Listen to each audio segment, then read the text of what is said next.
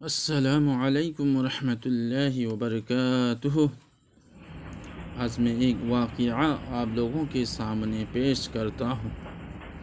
ایک کافر بادشاہ تھا، اس کے پاس ایک کاہن تھا۔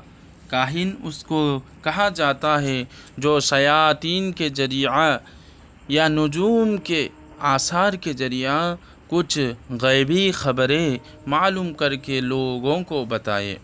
اس کاہن نے بادشاہ سے کہا کہ مجھ کو ایک ہوشیار لڑکا دیا جائے تو اس کو اپنا علم سکھا دوں۔ چنانچہ ایک لڑکا تجویز کیا گیا۔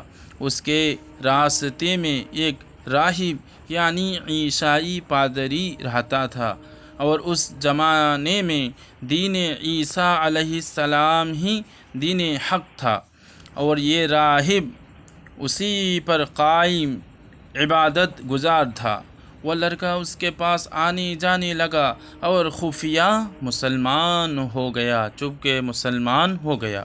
ایک بار اس لڑکے نے دیکھا کہ کسی شیر نے راستہ روک رکھا ہے اور آدمی پریشان ہے، تو اس نے ایک پتھر ہاتھ میں لے کر دعا کی، اے اللہ، اگر راہب کا دین سچا ہے، عیسائی مذہب کا دین سچا ہے، تو یہ جانور میرے پتھر سے مارا جائے، اور اگر کاہن سچا ہے تو نہ مارا جائے۔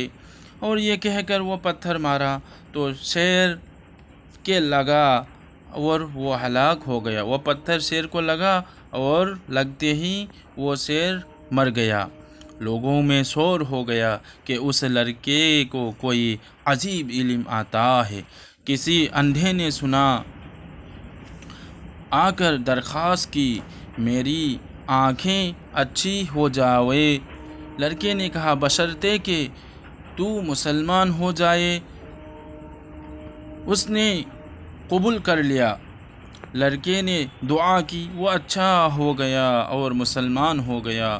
بادشاہ کو یہ خبریں پہنچی تو اس راہب کو اور لڑکے کو اور اس نابینا کو گرفتار کر کے بلایا۔ اس نے راہب اور اعمیٰ کو، اندھا کو قتل کر دیا، اور لڑکے کے لیے حکم دیا پہاڑ کے اوپر لے جا کر گرا دیا جائے، مگر جو لوگ اس کو لے گئے تھے وہ خود گر کر ہلاک ہو گئے، اور وہ لڑکا صحیح سلامت چلا آیا۔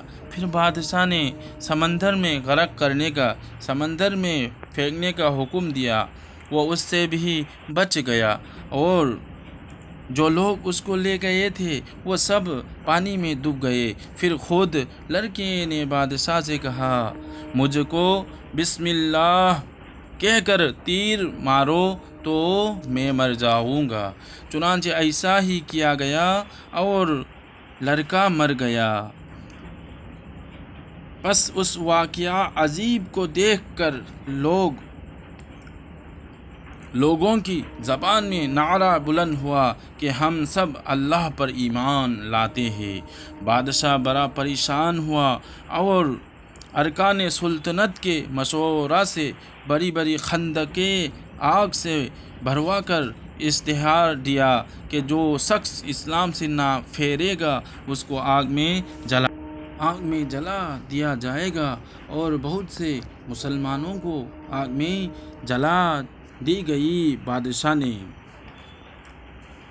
اور جن مومنوں کو، مسلمانوں کو ان لوگوں نے آگ کی خندق میں ڈالا تھا، اللہ تعالیٰ نے ان کو تو تکلیف سے اس طرح بچا دیا کہ آگ کے چھونے سے پہلے ہی ان کی ارواح قبض کر لی گئی، موت دی گئی، آگ میں مردہ جسم پڑے۔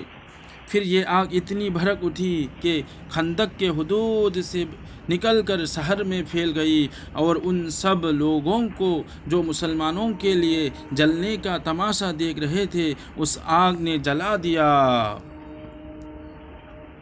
صرف بادشاہ یوسف ذو نواس بھاگ نکلا اور آگ سے بچنے کے لیے اپنے آپ کو دریا میں ڈال دیا۔